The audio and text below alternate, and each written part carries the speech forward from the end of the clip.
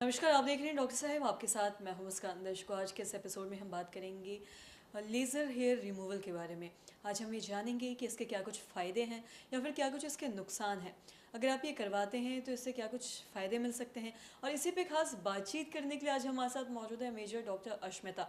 आपको बता दें कि बिहार की जानी मानी डर्मेटोलॉजिस्ट है। मैम नमस्कार, बहुत बहुत स्वागत है आपका। मैम, अगर हम लोग हेयर रिमूवल की बात करें तो आजकल इसके लिए लोग हेयर जो वैक्सिंग करवाते हैं, बहुत सारे अलग अलग क्रीम का इस्तेमाल करते हैं।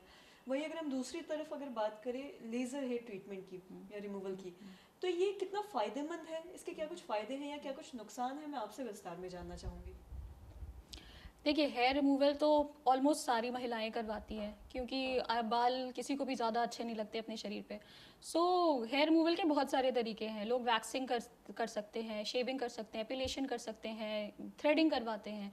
इसमें से अगर देखा जाए तो सबसे सेफ मेरे हिसाब से शेविंग ही हो, क्योंकि वैक्सिंग से बर्न होने के चांसेस बहुत ज़्यादा रहते हैं, इनग्रोन हेयर होने के चांसेस बहुत सारा रहते हैं। अब अगर आप एक सेफ टेक्नोलॉजी, जो कि न्यू नई टेक्नोलॉजी है, जिससे लेज़र के द्वारा बालों को रिमूव कर सकते हैं, इसमें क्या होता है कि आपको मल्टीपल सेशंस में हेयर जो लेज़र हेयर फॉलिकल का जो रूट होता है, उसको लेज़र बीम जाकर उसी पॉइंट पे जाकर नष्ट कर देता है। उसमें एक क्रोमोफोर रहता है लेज़र में, वो आपकी त्वचा को नुकसान नहीं, सराउंडिंग त्वचा को बिल्कुल नुकसान नहीं पहुंचाएगा। जो हेयर फॉलिकल का रूट है, उसी पे वो बीम फोकस करता है और उसको नष्ट कर देता है। अब एक बार में बहुत ज़्यादा फ़ायदा नहीं होता है। अब जब हम बार बार उस फॉलिकल को हर महीने के सेशंस लेते हैं, तो वो फॉलिकल जो हर महीने के बाद जो परसेंटेज ऑफ हेयर जो रीग्रो करेंगे, वो कम होते जाते हैं, और अल्टीमेटली 6 to 8 सेशंस के बाद जो आपके थिक मोटे बाल हैं, वो बहुत फाइन और छोटे और ना के बराबर दिखने लगते हैं। तो 6 to 8 सेशंस के बाद हाथ पैर के बालों पे काफ़ी अच्छा असर होता है लेज़र हेयर रिमूवल का। और ये नई जो आजकल की टेक्नोलॉजी है, नई टेक्नोलॉजी, जिसमें हम एक वेवलेंथ नहीं 3 वेवलेंथ का यूज़ करते हैं लेज़र मशीन में, तो वो काफ़ी सेफ और इफ़ेक्टिव है। और भी कई लोगों को, महिलाओं को चिन पे बाल होते हैं या कुछ हार्मोनल डिस्टर्बेंसेस के वजह से कई अनवांटेड जगह पे बाल हो जाते हैं, जिसकी वजह से लोग काफ़ी परेशान रहते हैं। तो उसको भी लेज़र के द्वारा एड्रेस किया जाता है, बट इसके साथ साथ आपको कुछ मेडिकल ट्रीटमेंट की भी ज़रूरत पड़ेगी। साथ ही अगर मैं इसके साइड इफ़ेक्ट्स के बारे में बात करूँ, क्योंकि लेज़र ले सुन के ऐसा लगता है लोगों को कि इसके बहुत ज़्यादा साइड इफ़ेक्ट्स भी होंगे, बहुत नुकसान होंगे।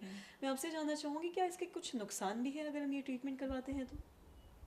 अगर सही तरीके से लेज़र किया जाए, एक एक्सपीरियंस्ड क्लिनिक डॉक्टर से, आप एक क्लिनिक में जिसके पास एक्सपीरियंस्ड डर्मेटोलॉजिस्ट से आप ट्रीटमेंट कराएंगे, तो साइड इफ़ेक्ट्स के चांसेस बहुत ही कम है। क्योंकि लेज़र इस तरीके से डिज़ाइन किया गया है कि वो सिर्फ आपके बाल के रूट्स को ही नुकसान पहुंचाता है, आपको आपकी स्किन पे ज़रा भी नुकसान नहीं। लेकिन अगर आप गलत तरीके से इसको करते हैं, या किसी को एक्सपीरियंस नहीं है, या फिर सही टेक्नोलॉजी या कोई सही लेज़र नहीं प्रयोग में लिया जा रहा है, तो स्किन पे बर्न्स के चांसेस भी हो सकते हैं। दूसरी बात, आजकल कई लोगों कई जगह पे लेज़र टेक्नोलॉजीज उपलब्ध हैं, जिनके पास एक्सपीरियंस नहीं है, डिग्री नहीं है, हर कोई एक लेज़र मशीन खरीद के आपको लेज़र फैसिलिटीज़ दे रहा है। तो कृपया एक डर्मेटोलॉजी क्लिनिक पे जाकर ही लेज़र हेयर ट्रीटमेंट करवाएं। ये सलाह है। और साथ ही मैं आपसे ये भी जानना चाहूँगी कि जब भी हम लेज़र हेयर रिमूवल ट्रीटमेंट के बारे में बात करते हैं तो लोगों को ऐसा लगता है कि काफ़ी ये एक्सपेंसिव है ये ट्रीटमेंट। मैं आपसे जानना चाहूँगी इस बारे में क्या कुछ आप बताना चाहेंगी?